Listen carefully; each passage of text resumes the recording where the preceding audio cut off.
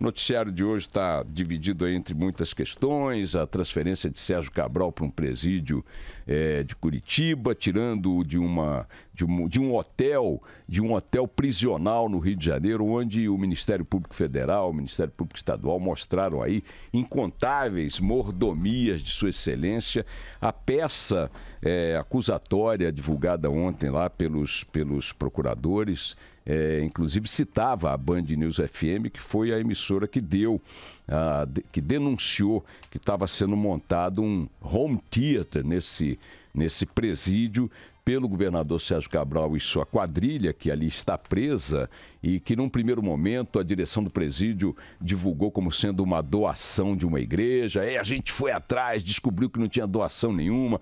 Outros veículos da imprensa também descobriram outros detalhes escandalosos, e essa era mais uma das transgressões dos favores que estavam sendo prestados dentro dessa cadeia ao Sérgio Cabral e sua turma, a despeito de incontáveis denúncias anteriores, comida de restaurante, circulação em áreas restritas, recebimento de visitas fora de horário, fora dos padrões, enfim, uma série de vantagens concedidas a Cabral que vinham sendo denunciadas pela imprensa sistematicamente e ignoradas pelo governador Pezão, seu cúmplice partidário, na tomada de providências que estabelecesse a isonomia entre os presos do sistema penitenciário do Rio. Isso não é concedido aos presos, não pode ser concedido ao preso Cabral.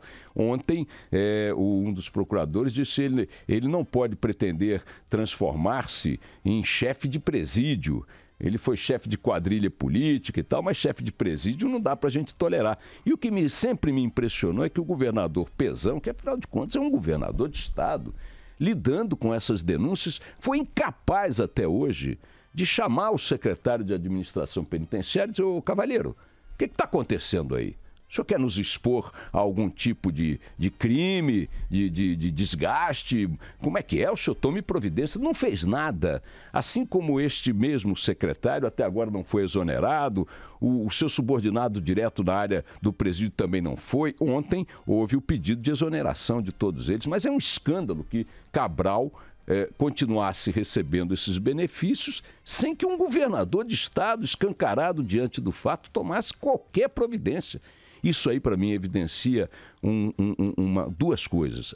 A primeira, Pezão não tem condições morais de lidar com seu passado recente, que tem como protagonista e padrinho Sérgio Cabral.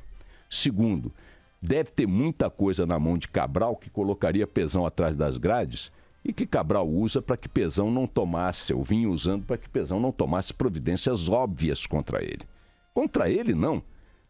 Providências óbvias para fazer cumprir a lei, as regras que valem para o sistema prisional. Só isso pode explicar que um governador de Estado permanecesse em silêncio cúmplice diante de tantas evidências envolvendo um preso daquele sistema. Ontem ele foi transferido, já ontem à noite, para o presídio de Curitiba, onde vai ter a companhia lá de Eduardo Cunha e outras figuras alcançadas pela Lava Jato, para cumprir a sua pena, que já tem décadas e ainda há muitos processos a serem decididos, concluídos em relação a Cabral. Provavelmente a pena dele vai acabar rivalizando ali com a que foi pedida por Eduardo Cunha, 380 e tantos anos. Ah, maravilha, que paguem pelo que fizeram, bem feito. Outra notícia que está aí bombando nas redes e ontem também nos telejornais, enfim, o presidente Temer finalmente respondeu às perguntas ao inquérito, não, como é que chama? O questionário da Polícia Federal no processo que investiga a suspeita de venda de medidas governamentais que favoreceram o Porto de Santos.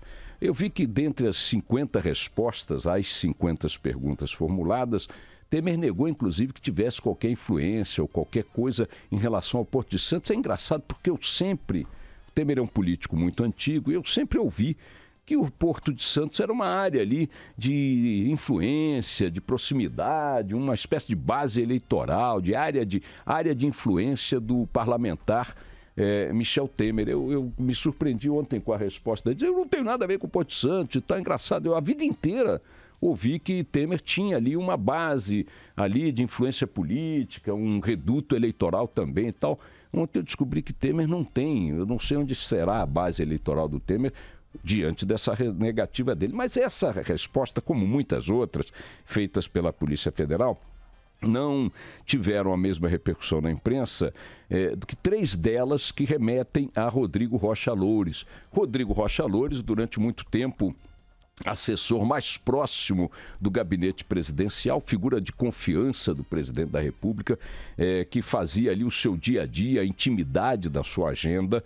Depois do encontro de Temer com Joesley Batista, naquela noite sem testemunhas no Palácio do Jaburu, que produziu o maior escândalo, né, de maior repercussão até agora na gestão Temer, por conta da gravação, por conta de todo o impacto que aquilo produziu na vida do país, na política e tudo mais. O episódio mais marcante resultante daquele encontro a 2 foi no dia seguinte o mesmo Rodrigo Rocha Loures, da intimidade do presidente, aparecer carregando uma mala de dinheiro que lhe fora entregue minutos antes por um executivo da mesma JBS, comandada por Joesley Batista, interlocutor de Temer no tal encontro do Jaburu.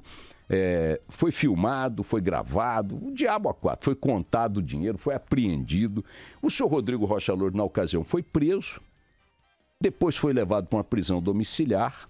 Isso aconteceu em 28 de abril, nós estamos já terminando praticamente o mês de janeiro, daqui a pouco completaremos o primeiro ano desse episódio emblemático e levando-se em conta que possam ser absolutamente verdadeiras as respostas de Temer, de que jamais autorizou Rodrigo Rocha Loures a pegar dinheiro de quem quer que fosse em seu nome, que jamais autorizou Rodrigo Rocha Loures a negociar em seu nome facilidades de qualquer natureza em função de medidas de governo favorecendo concessionária do Porto de Santos, que jamais autorizou Rodrigo Rocha Loures a negociar em quaisquer termos com empresários do setor em seu nome, blá, blá, blá. Ou seja, eu não tenho nada a ver com essa história, não tenho nada a ver com o senhor Rodrigo Rocha Loures, jamais autorizei. Fica a seguinte questão: há quase um ano, um parlamentar, assessor de absoluta intimidade e de confiança do mandatário da República, senhor Michel Temer, foi flagrado com uma mala de dinheiro vivo, entregue por um empresário ligado a um grupo criminoso, cujos proprietários estão na cadeia, e até agora ninguém tem uma resposta para isso. Ok, Temer é inocente, ok, Temer jamais autorizou Loures a pegar dinheiro, ok, Temer jamais vendeu interesses de empresas privadas que operam no Porto de Santos através de decretos, ok, Temer não atuou para favorecer essa empresa naquele que sempre foi visto como uma espécie de reduto de área de influência dele, ok, Temer é absolutamente imaculado nessa questão, ok, e onde é que eu enfio a mala? Não é possível que, até agora, uma investigação sobre algo tão explícito quanto uma mala de dinheiro resulte em nada. E quando eu digo nada, é porque eu acho nada que Rodrigo Rocha Loures esteja em prisão domiciliar, usufruindo de confortos que qualquer prisão domiciliar naquele padrão concede, e que um escândalo dessa dimensão, dessa magnitude, esteja aí patinando numa apuração que, pelo menos, eu até entendo que se você tem um crime que envolve uma perícia química, sabe, uma confrontação de digitais, um DNA, e aí tem uma contestação, tem um teste de laboratório, ou um crime que não tem evidências, um crime que não tem flagrante, mas esse crime tem flagrante, tem mala, tem dinheiro, tem filme, tem áudio. Então é o seguinte, ok, Rodrigo Rocha Loures não fez nada em nome do Temer, fez o quê então? Porque já que não foi em nome do Temer, perguntem ao Rodrigo Rocha Loures o que ele estava fazendo com a mala de dinheiro. Até agora o senhor Rodrigo Rocha Loures, que é uma peça central no xadrez da corrupção brasileira, porque o que decorra daquilo que ele vai revelar pode ter um impacto monumental na República, até agora o senhor Rodrigo Rocha Loures não revelou nada. O silêncio dele poderia ser deduzido ou interpretado como um indício de quem diz assim, ó, não é comigo, perguntem lá ao cara. Perguntem a quem. Vocês acham que eu peguei essa mala para mim? Pô, para com isso. Você acha que a JBS ia dar uma mala de dinheiro para mim? Não, poderia ser que o silêncio induzia a essa crença. Esta crença foi enfrentada nas perguntas da Polícia Federal. A elas, o presidente Temer disse que é isso, não me ofendam. Ele reagiu ofendido às perguntas, algumas delas são desrespeitosas, impertinentes, etc. Pô, que isso? Como é que vocês me perguntam? Eu entendo que se ele é absolutamente inocente, as perguntas têm um viés ofensivo, porque muitas delas admitem a possibilidade de que o presidente da República tenha se envolvido num crime dessa natureza, que isso e tal, e ele reagiu indignado. Ok, então vamos considerar que essa indignação corresponde a uma verdade. Ele não tem nada a ver com a mala. Mas então, me desculpem, alguém tem que dizer para quem era aquela mala, por que foi dada aquela mala. E esse alguém é o senhor Rodrigo Rocha Loures. E o senhor Rodrigo Rocha Loures está nas mãos da Justiça, da Polícia, desde 28 de abril, praticamente.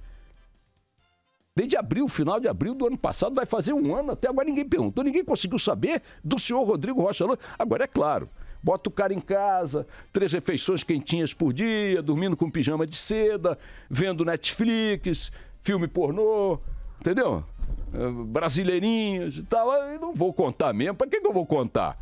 Me deixa aqui quieto, já devolvi o dinheiro, vida que segue e tal. É um fenômeno. Eu ontem estava imaginando que as perguntas que só vieram a público ontem, diante da divulgação das respostas, teriam elementos ali factuais que criassem um pouco mais de dificuldade para a construção de uma resposta que não correspondesse à verdade.